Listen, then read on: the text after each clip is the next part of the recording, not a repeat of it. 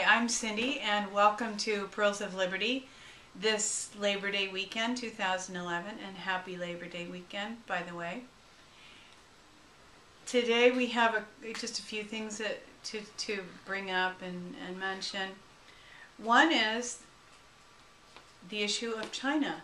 Phyllis Schlafly and some others have expressed some concern about the buildup of arms in China as well as Russia. And we know China is a threat to our industry, but China may also be a very real military threat. Yes, they are.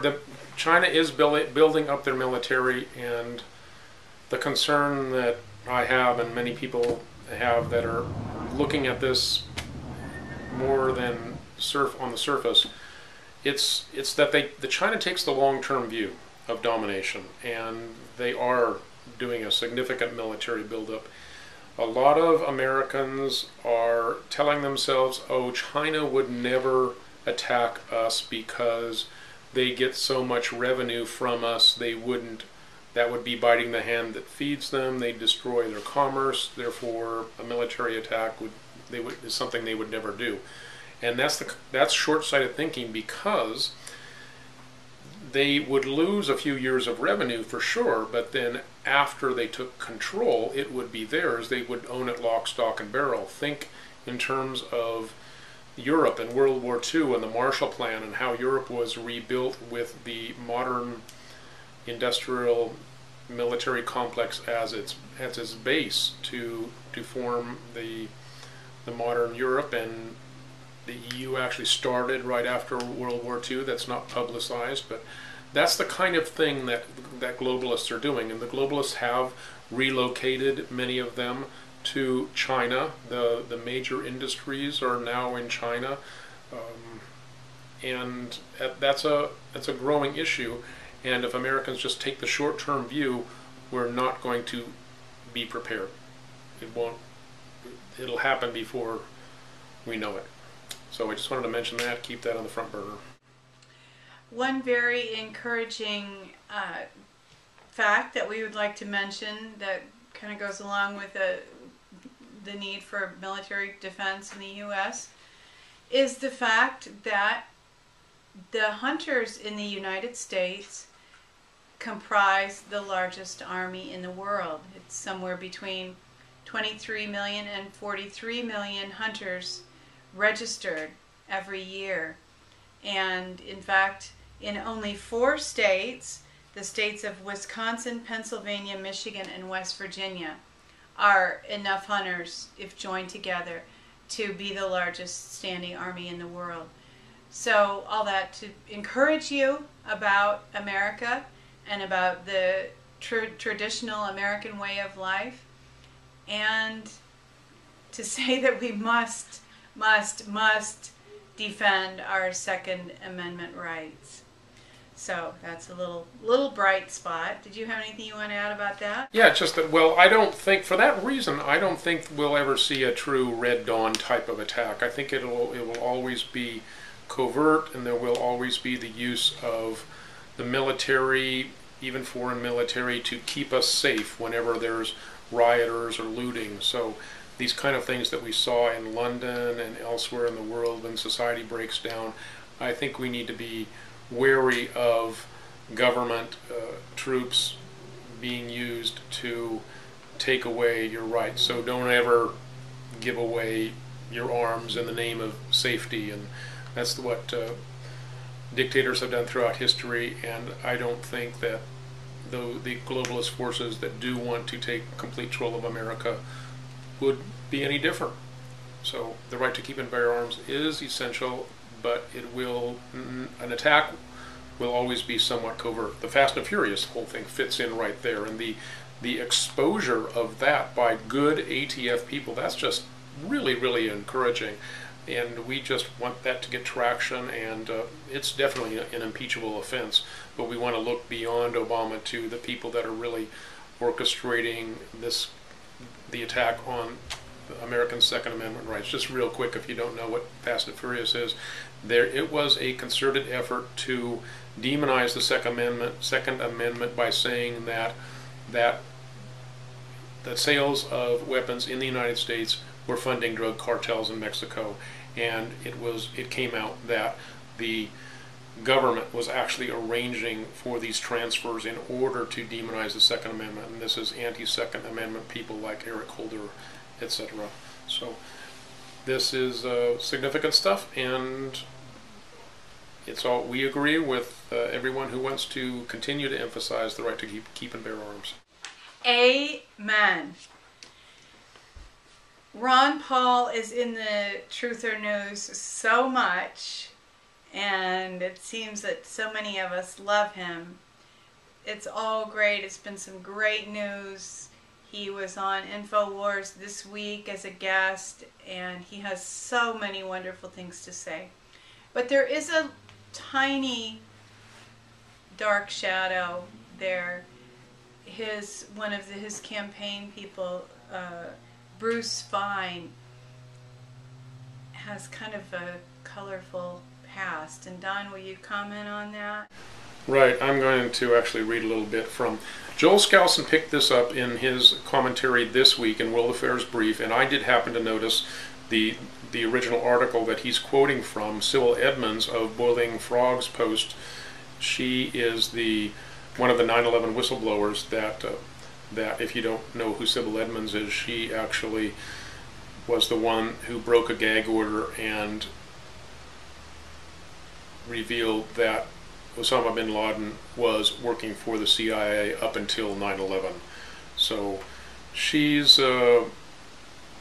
big time exposing any kind of corruption of insiders.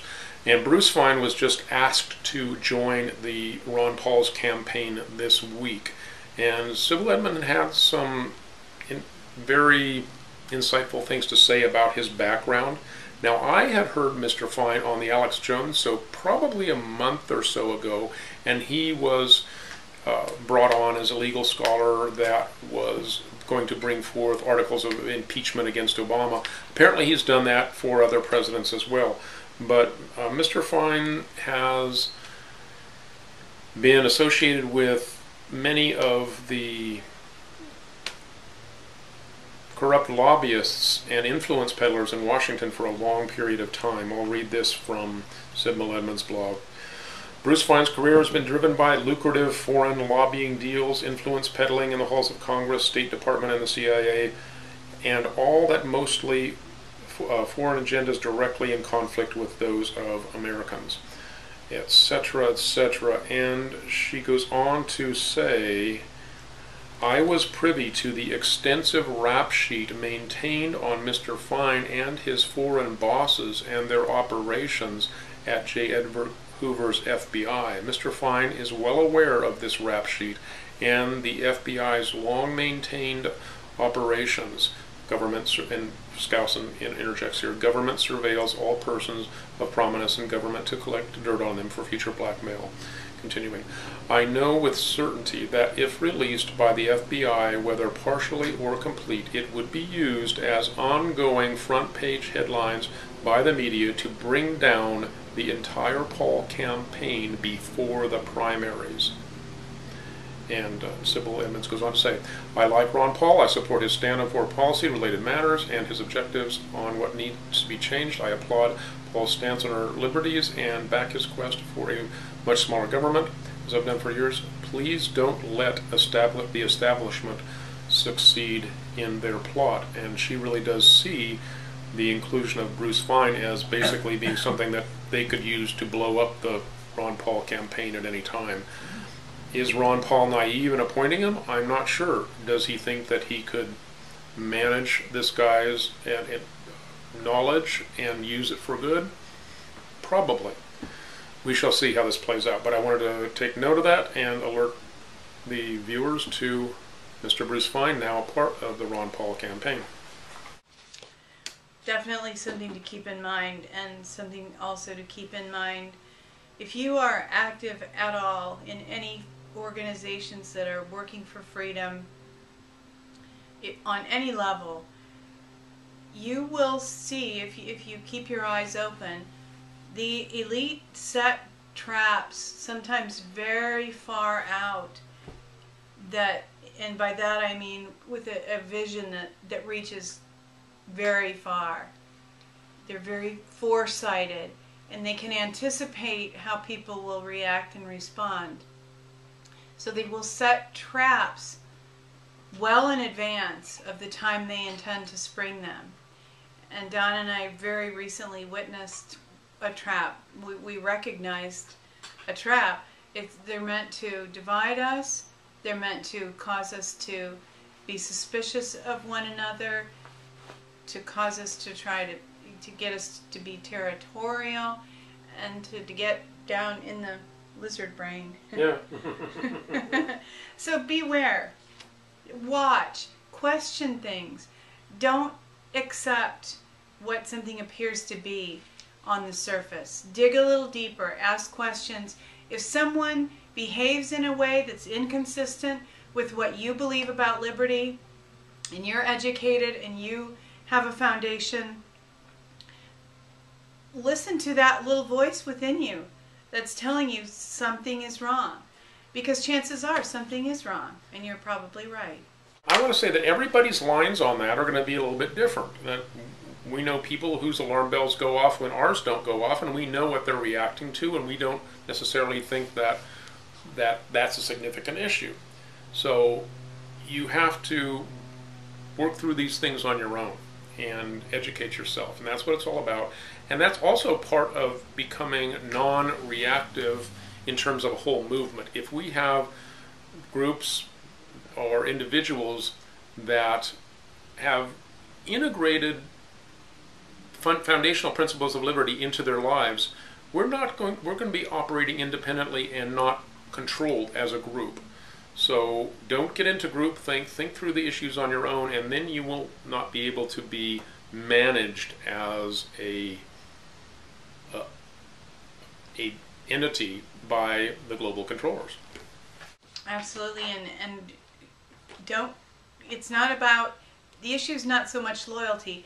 If your friends jump ship from something that you think is good, you don't have to jump ship. As Don said, process everything yourself.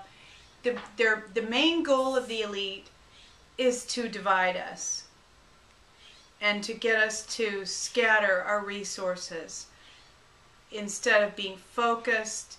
If we can set aside some petty differences, and petty may not even be a good word because some of the differences may seem very significant.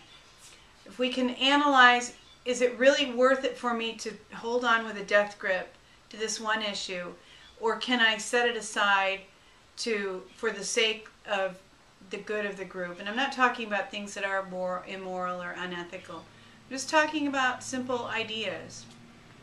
If we can set something aside in order to accomplish something larger, try not to be divided from people over things that aren't really significant. That's what I really want to say. And our next issue is the ongoing conflict in Libya.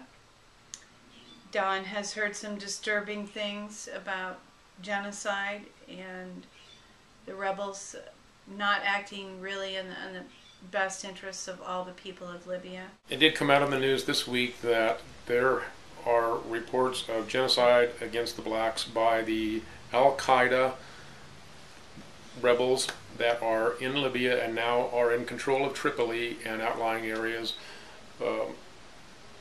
Gaddafi is out somewhere that they haven't captured him yet as of now, but it looks like his days may be numbered. What's actually happened is they've been able to turn off the water, apparently Gaddafi's forces have, and electricity to Tripoli, so that it's difficult for the rebel forces to exercise complete control. Anyway, the genocide against the blacks by the rebel forces, Al-Qaeda, is really disgusting. What's happening is you have what was the shining jewel of Africa, or at least North Africa, is just being totally brought to shreds and blown up. It's just disgusting. want to also point out that the next on the radar in Henry Kissinger's list of dominoes to fall, as he said when Egypt happened, this is just the first scene of a first act of a long play, and the next one, excuse me, on the horizon appears to be Syria. So this is a plan of destabilization that's ongoing and generally intended to bring in a fundamentalist and militant form of Islam into regions that previously have had moderate Islamic governments with westernization. So it's deep stabilization and generally not good. Yes, the dictators were bad. Yes, Gaddafi did some horrible stuff, but it's unlikely that what's going to replace it will be any better. So that's the update on Libya, Syria.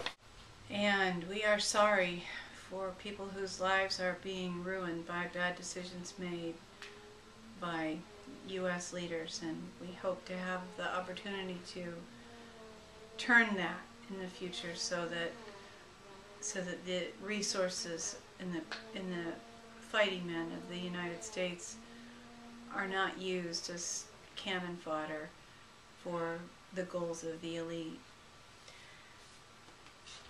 A great American company and tradition came under fire by the powers that be, I'll just say, this week. Gibson Guitar, I think it actually happened late last week. They were raided because of some woods that they use in making their guitars, and it's Labor Day weekend, and the people who are really suffering with what has been done to Gibson Guitars is their labor force. Their CEO has been threatened with 5 years of prison, but the labor force there was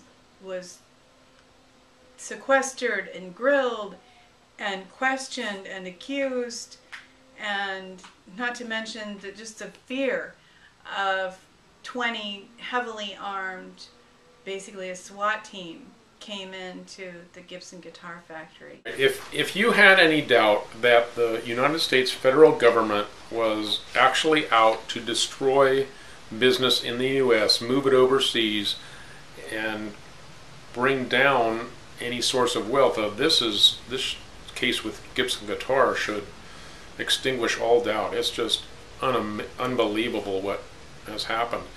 The particular wood is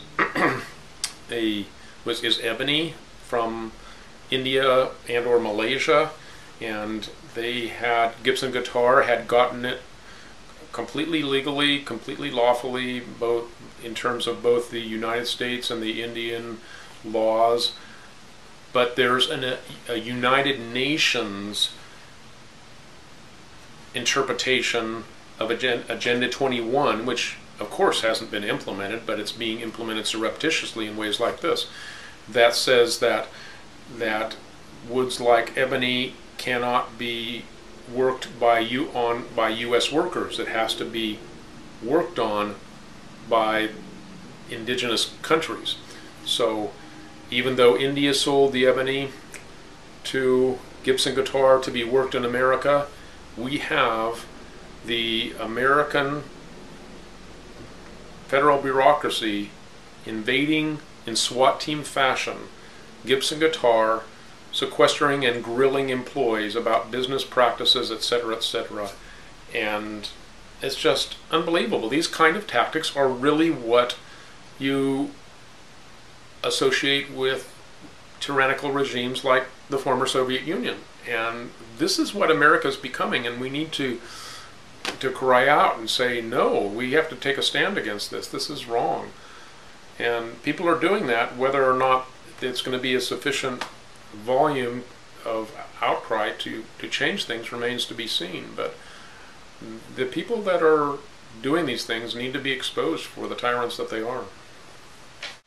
And if you are a musician, there is some concern that musicians traveling with Gibson guitars may have their guitars confiscated and not returned.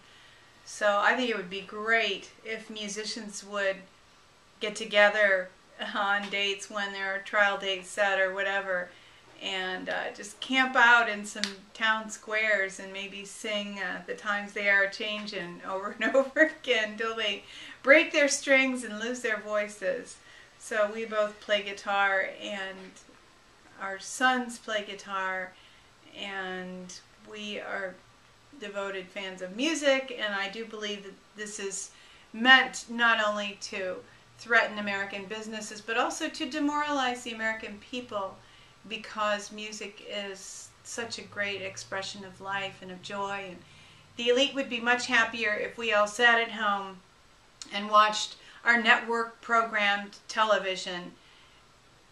Go out, take your guitar, sit outside, sing some folk songs, and remember what it's like to just live life instead of living a programmed life with TV and so forth. So enjoy your holiday weekend that way. And we did just briefly want to mention Hurricane Irene. It came in last weekend. We didn't really talk a whole lot about it last week.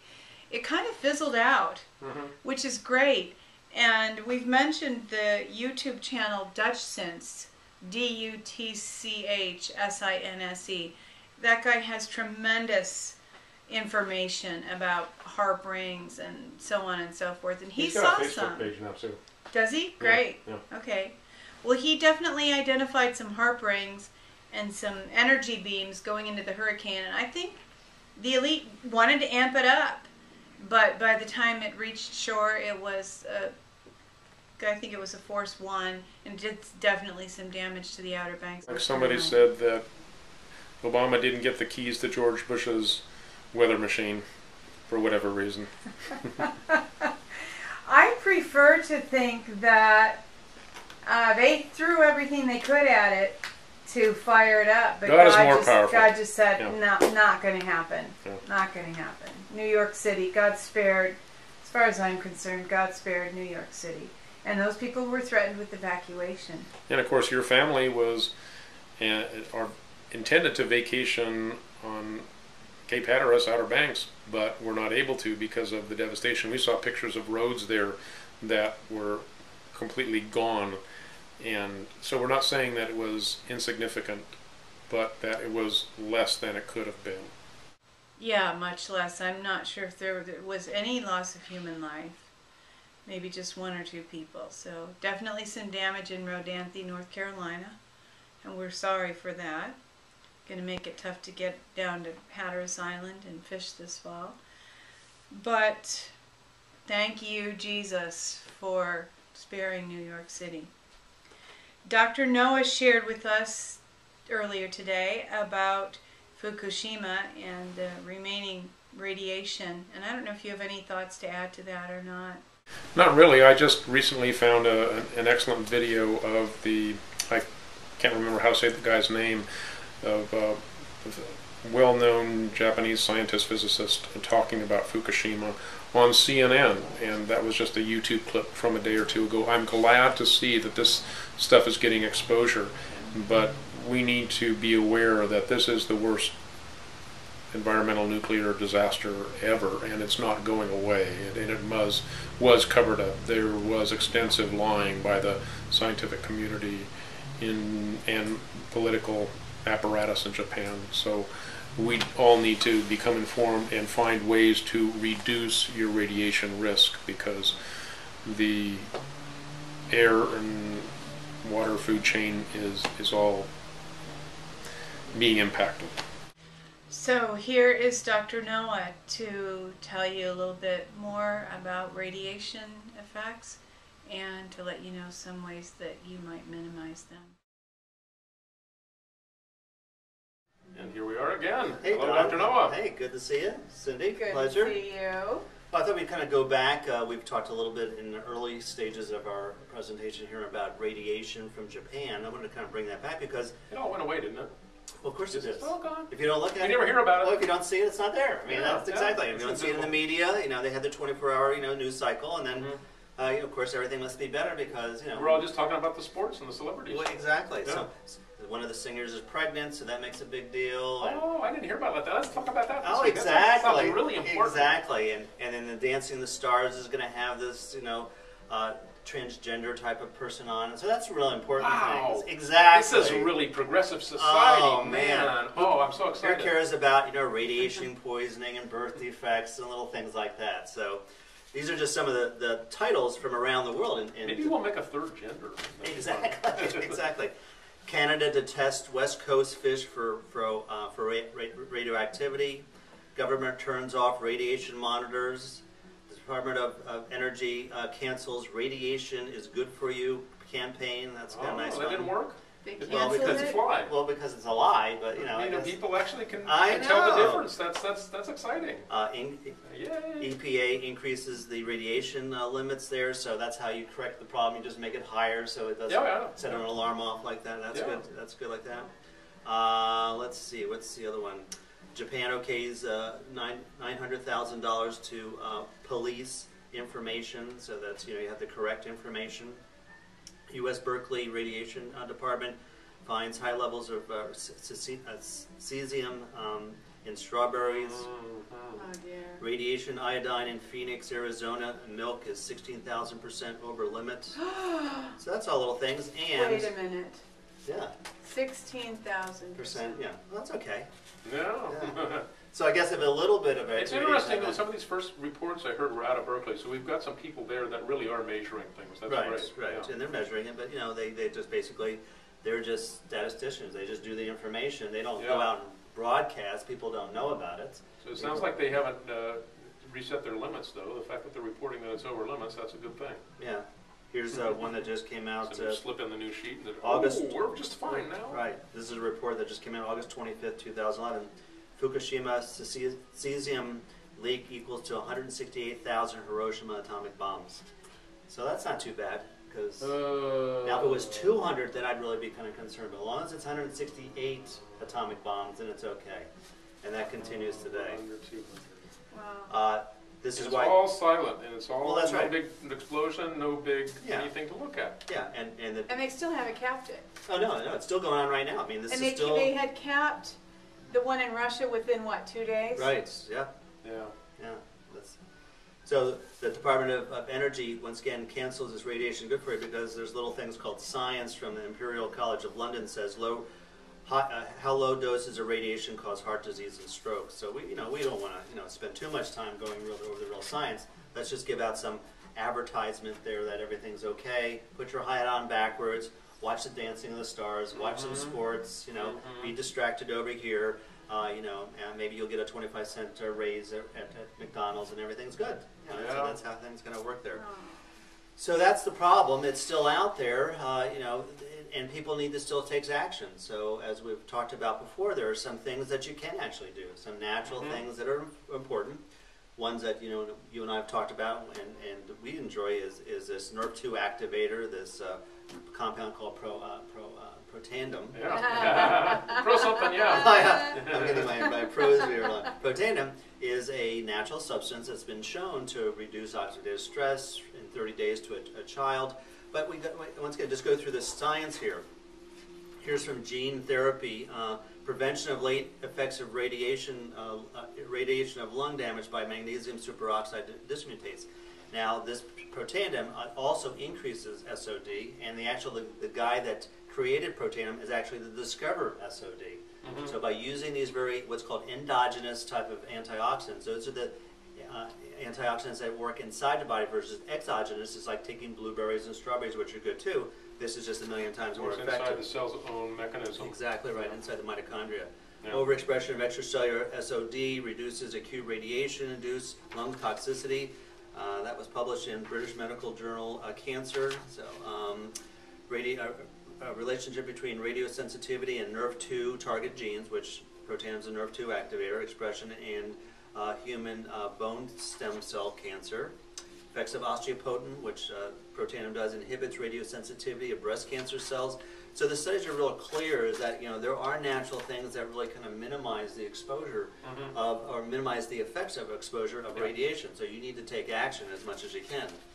Also, we've talked about, using different types of seaweeds. Seaweeds have been traditionally used as different types of good nutrients or sea vegetables. They're 1,000 times more nutrient dense than land-based because they just live in this pool of what's called the ocean, of all these high minerals and nutrients like that. So it's just an excellent source of good nutrition to begin with. At what point do we need to be concerned about the contamination in the Pacific? And we do, and that's the problem, is that as this pollution goes around the world, then all plants and stuff become, Well, I remember hearing that the ocean, if anything, was more polluted than the air in Fukushima. That's right, exactly. And of course, there's a circulation that's happened since then. So there is a lag time. Most of what I've got now, what I recommend to patients are at least 2 years old, which means is that they've harvested 2 years ago, and so the dose. But that is exactly what's happening. Is the Canadians worried about the fish. But also seaweed too can eventually be contaminated, and as well as the ingredients in Protandim will eventually have an impact because, once again, that's they have their stock, and eventually that'll be depleted, and what's current is exposed to that, so that becomes a real problem here. So all we can do is do the best we can in terms of trying to take different types of action by eating, that's not contaminated too high with seaweed and different types of factors. We also talked about miso, which is a fermented soy product. That can eventually become a problem because of the radiation there too. There's a classic study which we talked, months ago, is where on Ground Zero in Hiroshima, there was a mile out, there were 2 hospitals. One was a conventional allopathic, where they gave them drugs and all that kind of crap, and all those people died because this crap doesn't work then, and it doesn't work now, and it never will be. And this other hospital, the doctor there had the more traditional type approach, fed his patients, miso, brown rice, and different seaweeds and stuff, and they all lived. Yeah. Showing is that and we've gone over some of the, we'll maybe go over a little bit here, is that we know that these different types of compounds actually have science. Here's an article in Health Physics back in 2004. Strontium biokinetics and human influence of alginate, which is from seaweed, on the uptake of strontium-90. So that was shown to be, sodium alginate was proven to be a potent agent for reducing strontium absorption with high efficiency and virtually no toxicity. Oh, crap. Isn't strontium, they're talking about the radioactive... strontium-90, right, exactly, which is part of the radioactive byproducts of fusion in terms of having this compound. Cindy had a nice little, and maybe you'll post that, the nice example of how drugs cause all these kind of problems, where you take one drug and cause. So that's what this will never fly because it's stated right here in a real scientific article. It's very effective, but there's no toxicity. So how are you going to make more money by making people more sick? Yeah. Here's a study here published in Canadian Medical Association Journal showing that these seaweeds have a very reducing the body's burden of radiostrontium by binding to the actual compound and actually eliminating it. Wow. McGill University has shown that that these natural products are capable of reducing different exposures. So the foods, are readily available. Yeah, I found a seaweed, not dry, but actually seaweed that I've been putting in my lunch from Costco. Exactly. And I figured at this point it would probably not be contaminated. Right. I'll have to keep watching that. Exactly. Well, even if it is contaminated, though, it would still have roughly the same beneficial We're effect. not really sure about that. It's like any type of contamination, how much radiation that's also contaminated, how much that's able to neutralize and go like that. So that's the real kind of quantity in terms of exposure of radiation like that. So we don't know. So one of the other things knows I want the to ask you future. about, and I mentioned this before, was bentonite clay. Yes. And taking that internally. And Well, that pulls out the toxins out of the There's body. bentonite clay, there's what's called French green clay, used for traditional time of use of both externally and internally. Once again, a chelating factor, wonderful type of product like that, but that is also an option I'm looking into because that has been a little bit more protected. That's been,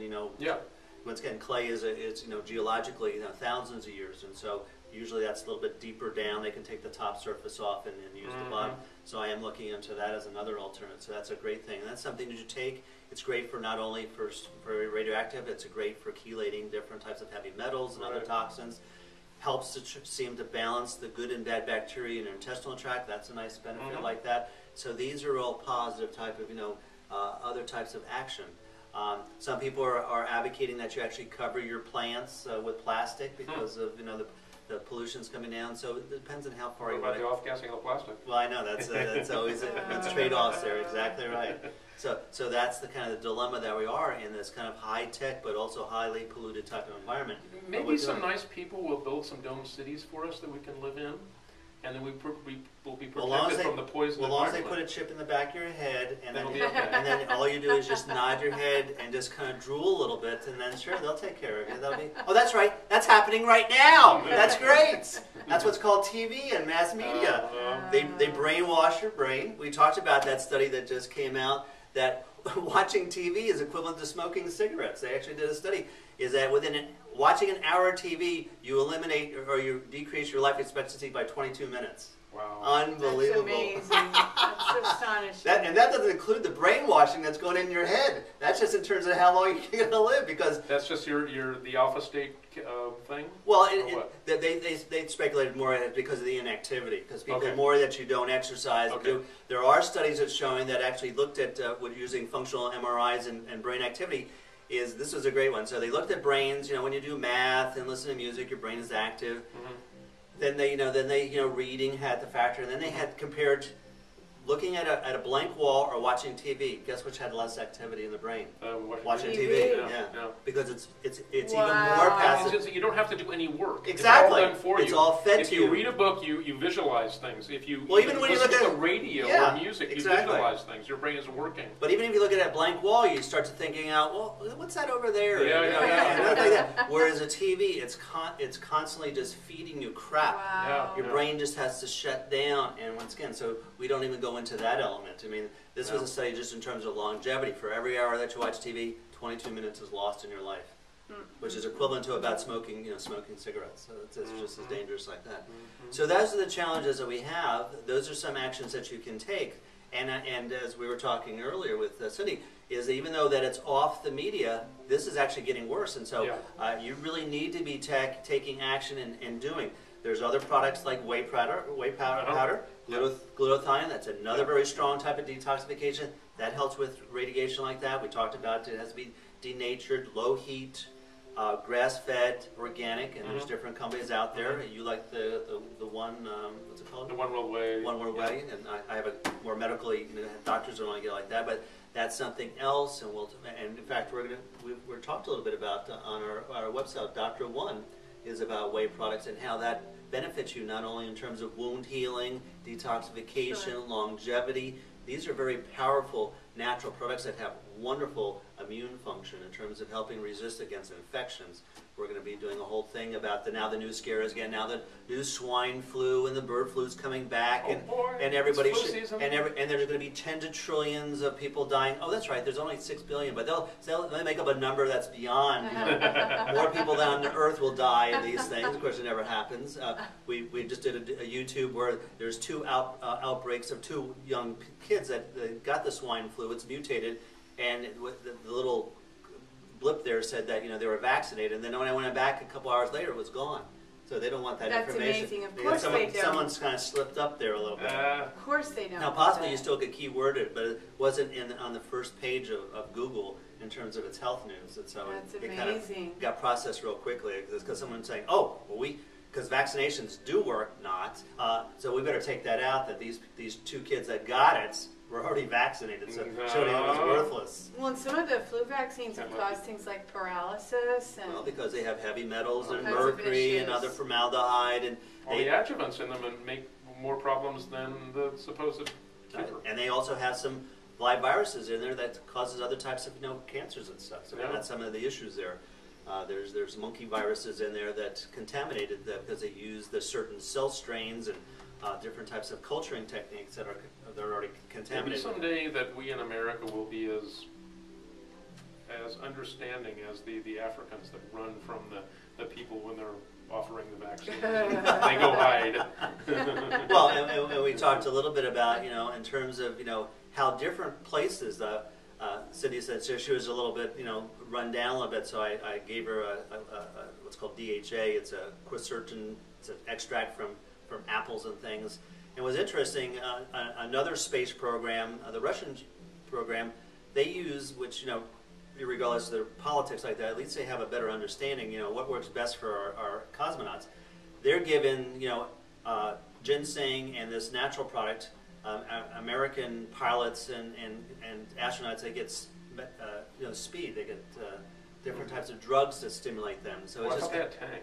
well, they have to. That's only the Jetsons. You know, when we're really advanced, all you have to do is eat Slim Jims and Tang, and everything's good. So they say. You know, that's what the food science and the junk food people tell you. That's why they keep pushing, you know, junk food, because eventually we'll be, you know, just having, you know, junk, and that's going to be good for us. Oh, so, there's one other. I wanted to mention spirulina and chlorella. Yes, right, exactly. Also good.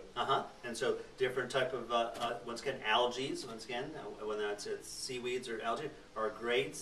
Chlorella has these wonderful growth factors that rejuvenate your body, and it's wonderful. You have to get the kind that's broken down. The cells have to be broken down. There's different techniques that are better for that. That's real. And spirulina, yeah, wonderful blue-green algae. You know, wonderful properties in terms of high nutrients. Even if you weren't concerned about radiation and toxicity, once again, you get so much bang for your buck. They're what's called highly dense nutrient foods. You get so much nutrition from these type of foods.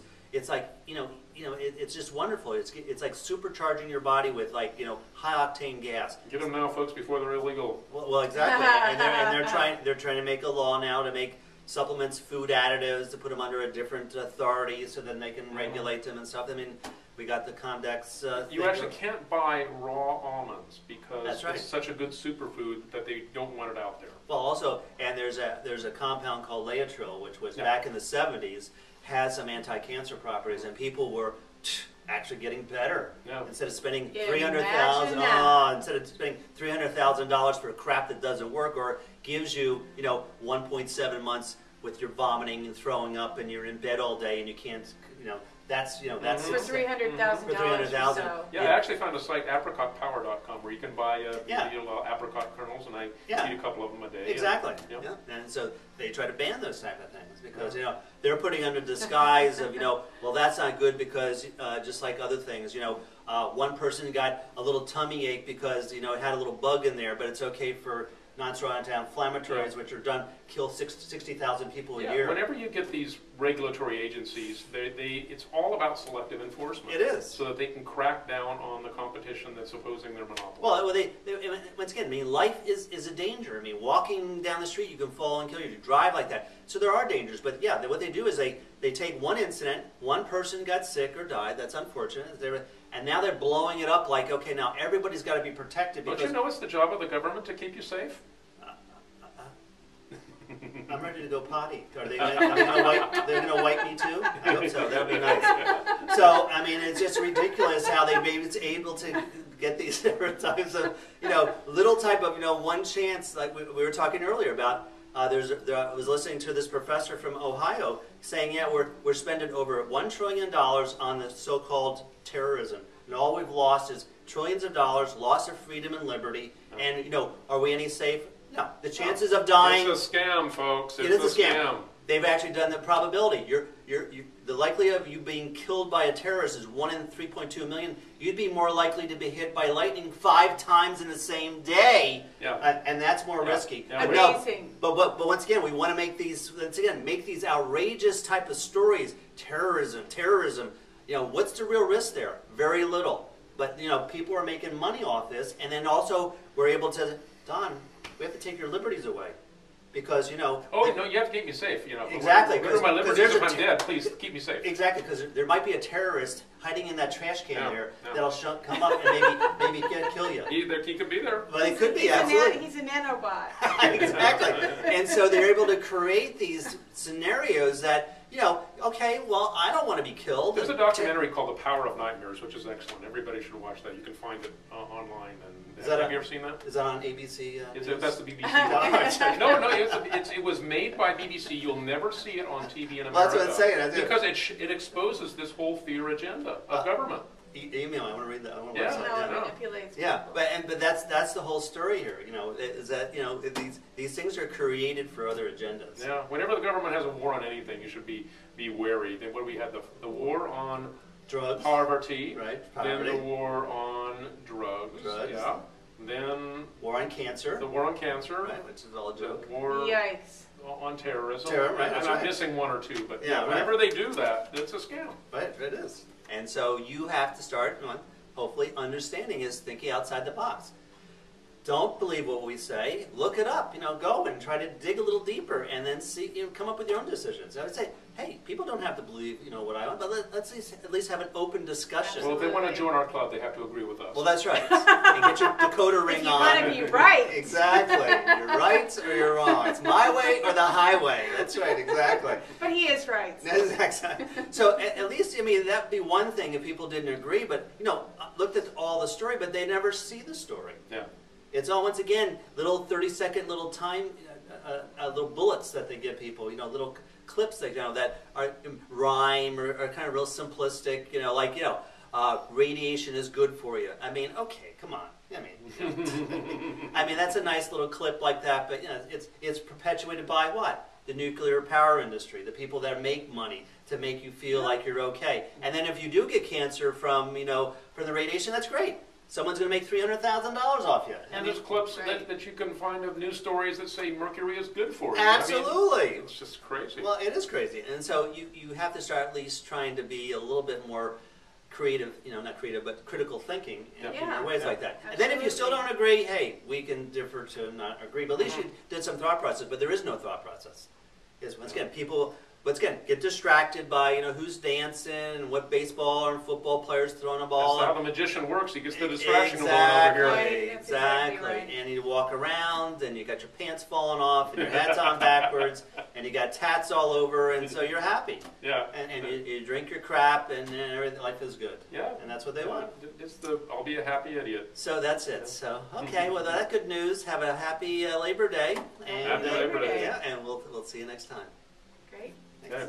Thanks. Topic, but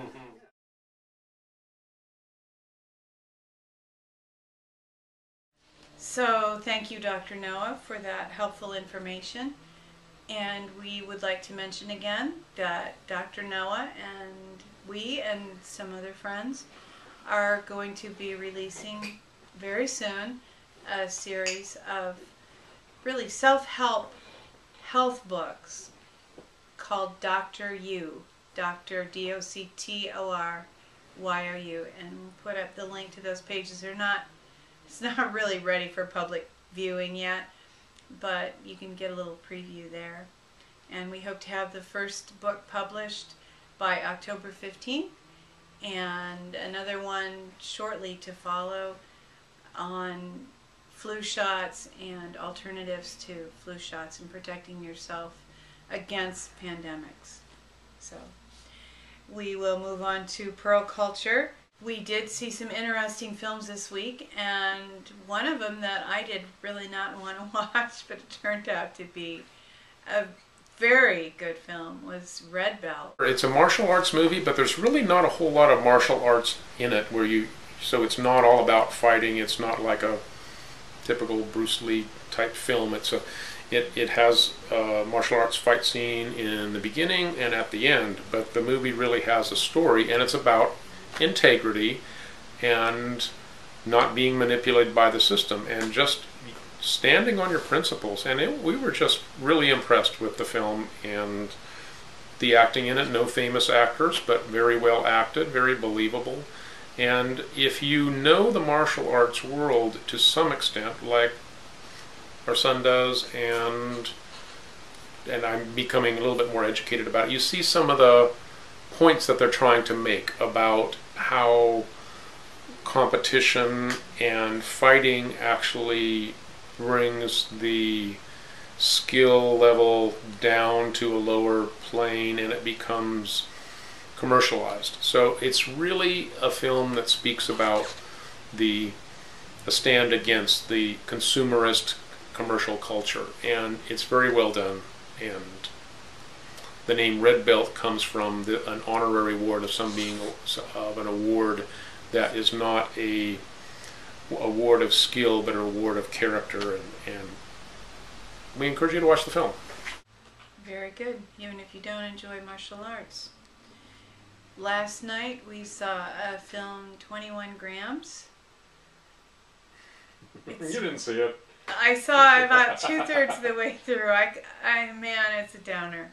I could not watch the end. I just had a bad feeling about how it was going to end, and I didn't want to see the end. And I didn't watch the end of the China Syndrome the first time I saw it either, because I was convinced the nuclear plant was going to blow up, and I didn't want to see that happen either. So, what was your impression of 21 Grams? I thought it was extremely interesting in creative filmmaking, an interesting story. I have to agree with Roger Ebert. I'm not sure that it necessarily needed to be done the way that it was, but it was really creatively done. What you essentially had was a storyline where you have 3 different peoples or 3 different groups of people that interacted in this one event that changes their lives, or maybe there's more than one event, but it's about that element of chance and about how people process things. It is kind of introspective, and it is not really, it was billed as being about redemption, but I'm not sure how hopeful it is, because there are some things that just really didn't get worked out in a positive way, but that can be good if you expect a typical Hollywood movie to always have a happy ending. Sean Penn, excellent acting, and other people whose names I don't remember were also very good in it. So it was kind of a downer, but if you're into a introspective movie that makes you think about the meaning of things, you'll probably enjoy it. Very creative. Well, I didn't see the end, but I would not characterize it as redemptive so much as masochistic. Just my opinion. We saw a film restoration. We had watched it again. Don actually only saw part of it. Beautiful older film, maybe I think 90. It was from 1995, with Robert Downey Jr. as a young actor before he really encountered some of the problems that he had. He's a brilliant actor. He's brilliant in restoration. It's definitely a redemptive film and story. It's a period piece also. Sure, it's a period film. You see royalty and the frivolous lifestyle of royalty. You see how under that system one man had pretty much ultimate control and could make or break a person. But even under those circumstances, kind of the character in this man, the cream rose to the top, and it's redemptive. We also saw just a fun film, the Darwin Awards. We laughed so hard. I was surprised at how funny it was. It's great to watch a really funny movie. There are not that many around that are not just stupid. And although yes, it was stupid. It was stupid in a intelligent way, if that makes any sense at all. But let's see, who were the actors in that? Joseph Fiennes and Winona Ryder. Yeah. And the scenario is this sort of little bit, more than a little bit, quirky investigator, an insurance investigator that can pretty much predict scenarios and how they happened, gets to be involved in all these wacko scenarios to see if they're insurance fraud or what really happened, and all these really strange events happened. And, things like somebody wanting to put a rocket on the back of his car, the guys that are trying to get into a concert and go over the wall and it's a lot bigger than they thought, and that type of thing. It was hilarious. It's very fun. I think we can both recommend that one. And we also saw a very serious film that I have avoided up until now, but it's actually excellent and encouraging, Malcolm X. Right. It's very long, which of course you can see immediately. It's over 3 hours or something like that. But I never knew much about Malcolm X, and I was extremely impressed with how well he had a grasp on principles of liberty. And, you know, he was a contemporary of Martin Luther King, but he was not explicitly nonviolent, although his views changed towards the end. What happened was, in the Nation of Islam, you had this faction that began to oppose him when he began to see the corruption that was there in the leader, Elijah Muhammad. So the movie talks about all of that, and it talks about the Malcolm X from his early days wearing zoot suits and stuff like that. It blew me away. And we had Malcolm X being a part of the drug world, crime world, and then years later coming back and seeing his former drug kingpin boss just basically an invalid. And so he's really learning lessons about life and about how there is God judging for the way that you live your life, and that crime doesn't pay, so to speak. And I mean, the guy was straight and narrow and just really lived a really honorable life, and really was trying to help blacks in America in the 60s find the source of their strength, and in the end didn't really advocate separatism, because he had seen how Muslims around the world would unite, and it wasn't all about skin color like he had previously thought from Elijah Muhammad. Very, very interesting, where you see the growth of this character, who is played excellent fashion, as always, by Denzel Washington. So really worth watching. We enjoyed it a great deal. The thing that really struck me about the film and about the story is, and I think I had never wanted to watch the movie because I thought that I would be offended by the extreme racism. I wasn't. The thing that really struck me was the fact that this movement had, as Don said, advocated segregation.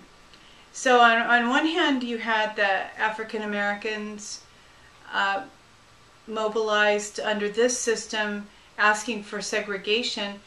On the other hand, you had Martin Luther King and some other people advocating integration. I'm guessing if these two movements would have been able to come together and work together, they probably could have accomplished tremendous things, and perhaps that's why Malcolm X really became a threat when he had this change of heart. So again, here we are at this issue of being divided or being united. And if we can, if all the liberty people, the Constitution people, the people who feel like the tax code is unjust, many others, the Tea Party people, if we can all come together and work together, we can see a restored America. Mm-hmm. Yeah, there's always a tension there between selling out and coming together, and I don't think anything will ever be 100% united, because people will always have principles that they say, I can't compromise on this, and so I can't be a part of what you're doing. I actually think that's a good thing, to a point. I think we do have to continually major on the majors and minor on the minors, as they say. So, but all of that requires your thinking through the issues, you individually, and maybe that's a good note to close on. Absolutely. Happy Labor Day. Go in peace and liberty.